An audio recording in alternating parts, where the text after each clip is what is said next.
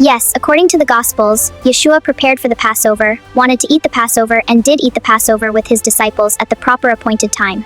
To understand the timeline, we must begin with the Torah itself, not later assumptions, not church tradition, and not forced harmonizations that erase the Seder. Exodus 12, Leviticus 23, Numbers 9, Deuteronomy 16 say the lamb is sacrificed on the 14th.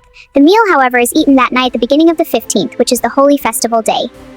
That means Yeshua did not eat the Seder before the feast began.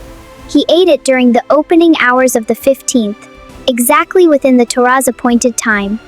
So biblically, the sacrifice belongs to the 14th, but the Seder meal is eaten at night as the 15th begins, which is the festival holy day. If Yeshua never sinned and perfectly kept the Torah, then he did not eat the Passover early, late, or incorrectly. He kept it at the proper appointed time.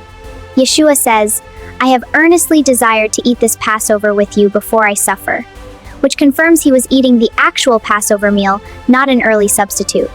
In this reading, the beginning of 15 Nisan falls on Wednesday evening, the beginning of the new day in the lunar calendar, and that is when Yeshua eats the Passover meal with his disciples.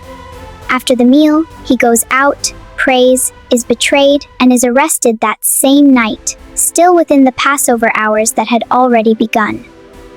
The arrest, the movement between authorities, and the initial hearings all begin during that night, after the Seder and before the next daytime portion arrives. When morning comes, it is still the same biblical date, 15 Nisan, the daytime portion of the feast that began the night before. Mark gives us one of the key time markers. Yeshua was crucified at the 3rd hour, which is roughly the morning portion of the day. By the 6th hour, the Gospels describe darkness covering the land. This marks the middle of the day and intensifies the gravity of the event. At the 9th hour, around 3 p.m., Yeshua cries out and gives up his spirit. This is the moment of his death. So Yeshua eats the Passover at the beginning of the 15th and dies later that same day, during the Passover high Sabbath. He is buried before sunset, which is critical because this is when the count of 3 days and 3 nights begins. The count begins from burial, when he is placed in the tomb, because that is when he enters what he called the heart of the earth.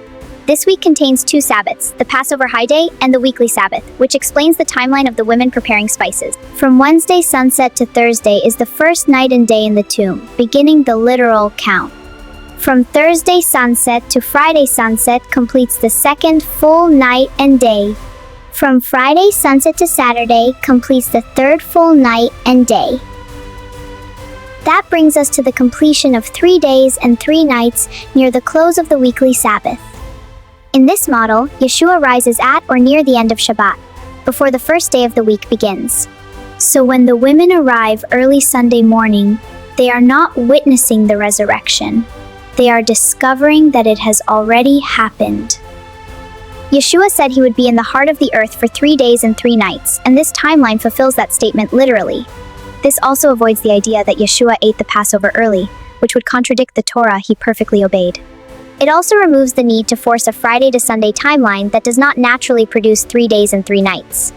Yeshua ate the Passover at the proper time, died during the Passover high day, was buried before sunset, and rose near the close of the Sabbath after 3 full days and 3 nights.